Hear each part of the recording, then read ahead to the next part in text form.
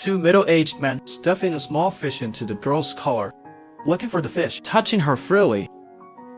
But the girl did not resist. Instead, she wore a silly smile. The girl's name is Mai, picked up and raised by Mr. Wang at 6 years old. They've lived on a boat together. She has not returned to land for 10 years. Her mentality is still that of a child. Mai has lustrous hair and eyebrows. Her eyes are clear. Pure innocence is the epitome of allure. She captivates all men.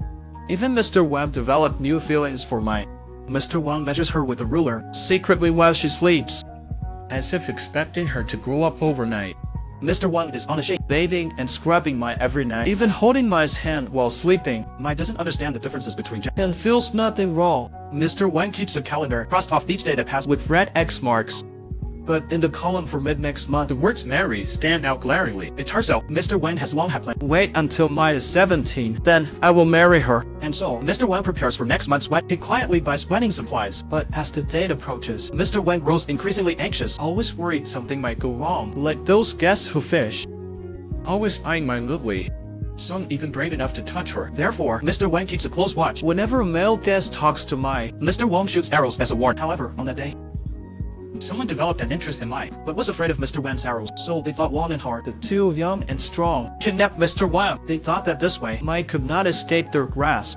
But Mai quickly hid in the dark room, took out Mr. Wang's bow and arrow. With a fierce look in her eyes, as punishment, Mai's shot struck the man's spy accurately. The two were so frightened they backed away. But a few days later, Mr. Wang brings back another batch of fishing guests. Among them is the handsome young guy, Ming. According to the principle of attraction between Mai is quite taken by Ming. She takes the initiative to chat with him. Her smile is like that of a divine maiden. It also stirs something in Ming. Mr. Wang watches the scene, feeling a twinge of jealousy. He hurriedly yanks off Ming's headphones and takes Mai away. As night falls, Mr. Wang gives Mai a bath as usual. Meanwhile, Ming secretly leans at the window, wanting to catch a glimpse of her. Mai shows no signs of shyness, and even responds to Ming with a smile. This makes Ming even more curious about Mai. He finds out from his father about Mai's background. Ming is leaving. Before he goes, he gives Mai his headphones as a gift. This is Mai's first encounter with things from the out. From then on, Mai is often wearing the headphones every day. This makes Mr. Wang increasingly jealous. In a fit of rage, he throws Mai's headphones. Yet, Mai responds to Mr. Wang with a fierce glare.